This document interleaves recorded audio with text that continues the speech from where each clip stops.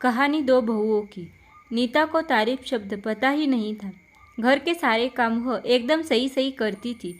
खाना बहुत स्वादिष्ट बनाती थी, लेकिन फिर भी आज का खाना अच्छा था बहू, ऐसा उसकी सास कभी भी बोलती नहीं थी और पति भी कभी उसकी प्रशंसा नहीं करता था।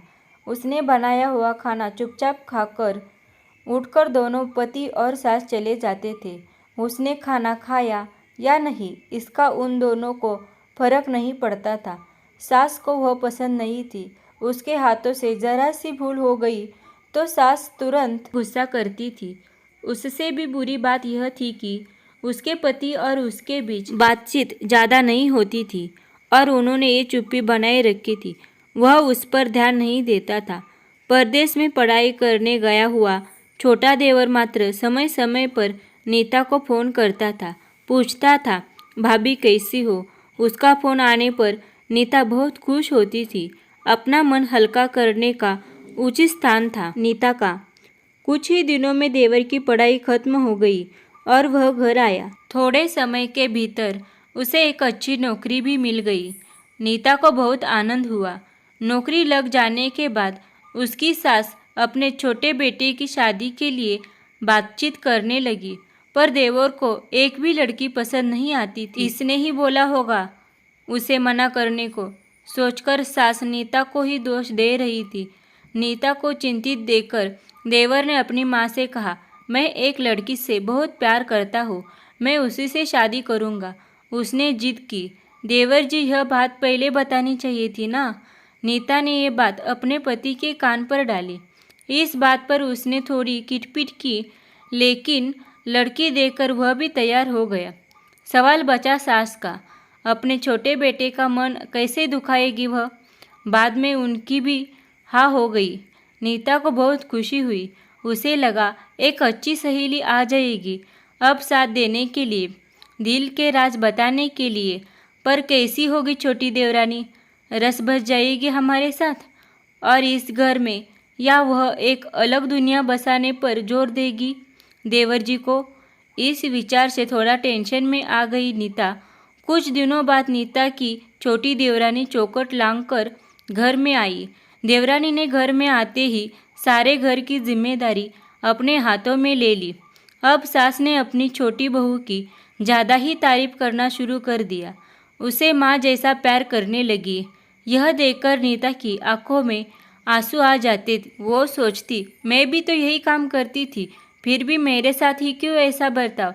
अब थोड़े दिनों बाद छोटी देवरानी पूरे घर पर राज करेगी और फिर मेरी जगह वहाँ पर कोने में होगी।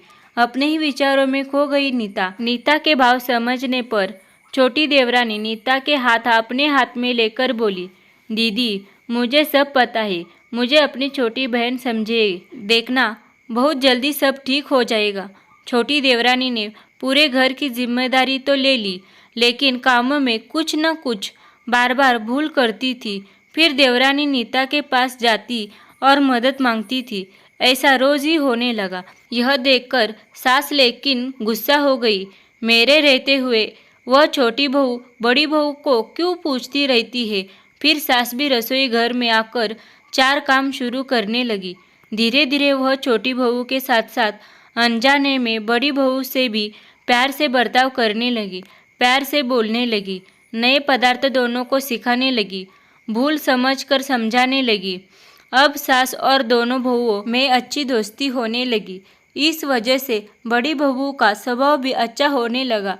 उसके स्वभाव में खुलापन आ गया। सास भी दोनों के साथ कभी शॉपिंग तो कभी फिल्म देखने जाने लगी। वो अपनी दोनों बहुओं को समान प्यार करने लगी थी। इस वजह से घर का माहौल हंसता खेलता हो गया। इसके अलावा अपने भाई और उसकी पत्नी की बॉन्डिंग देखकर नीता का पति भी उसके साथ अच्छा व्यवहार करने लगा। यह देखकर छोटी बहू बहुत खुश हुई। दीदी, घर पर पहले आप ही का हक था। ऐसा बोलकर छोटी बहू ने पूरी घर की जिम्मेदारी अपने जेठानी को दे दी। साल भर में नीता के देवर को अच्छे वेतन और बड़ी पोस्ट पर स्थानांतरित किया गया। अब छोटी देवरानी भी अपने पति के साथ परदेश जाएगी और मैं फिर अकेली रह जाऊंगी। इतना ही नहीं, इतने सालों बाद सास का व्यवहार जो इतने सालों बाद बदल गया था वह फिर से वही हो गया तो? इस विचार से नीता डर गई। देवरानी की नीता को इतनी आदत हो गई थी कि उसके बिना घर काटने को दौड़ेगा। देवरानी के आ जाने से घर का माहौल बदल गया था। वह थी ही ऐसी खुश मिजाज और ऊर्जावान, जैसा के नाम से पता चलता है। यहाँ देवरानी की हालत भी कुछ अलग नहीं थी। उसे दुख हुआ कि यदि यहाँ रहना पड़ा तो उसे अपने पति से दूर रहना पड़ेगा। नीता के देवर की जाने की गड़बड़ और देवरानी मां टेंस होने के कारण नीता सोच में पड़ी। अंत में उसने देवरानी को पूछा तो देवरानी ने जवाब दिया कि दीदी, मैं सारा दिन नए स्थान पर अकेली रहूंगी, उससे अच्छा मैं यही रहूं। आपके देवर को बोला है मैंने, शनिवार रविवार की छुट्टियों में आप ही यहाँ आ जाया करें, मैं भी उनके साथ जाया करूँगी बीच बीच में, थोड़ा बदलाव के लिए। उस पर वह बोलते हैं कि 6 महीनों में वापस यहाँ ही बदली कर लूँगा मैं। अपने पति की नकल करके देवरानी बोली और छोटी देवरानी भी हंसने लगी। अपनी आंखों के आंसू छुपाते हुए नीता बोली, छोटी, यह दिन वापस नहीं आने वाले। जाओ तुम अपने पति के साथ, उनके साथ भी तो कोई होना चाहिए ना। दीदी, आपने मुझे बड़ी बहन का प्यार दिया, वैसे ही भैया के रूप में एक बड़ा भाई मिला। यह भरा हुआ संसार छोड़कर मैं कैसे जाऊँ? वहाँ अकेली का मन नहीं लगेगा। 6 महीने का तो सवाल है, वह आते रहेंगे यहाँ पर। यह सुनकर नीता ने अपनी देवरानी को खुश होकर गले लगाया। तभी देवरानी नीता को बोली, अपने पति के साथ एक अलग जीवन बनाने में समय नहीं लगता। अपनों में रहकर पति की प्रतीक्षा में ही आनंद है। दोस्तों, 2 अलग अलग घर और ससुराल से आने वाली यह लड़कियां अपने नए घर के लिए सब कुछ करती है।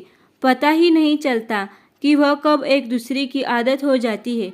सच में देवरानी जेठानी का रिश्ता बहनों से कम नहीं होता। अगर ये कहानी आपको अच्छी लगी हो तो वीडियो को लाइक और चैनल को सब्सक्राइब करें। धन्यवाद।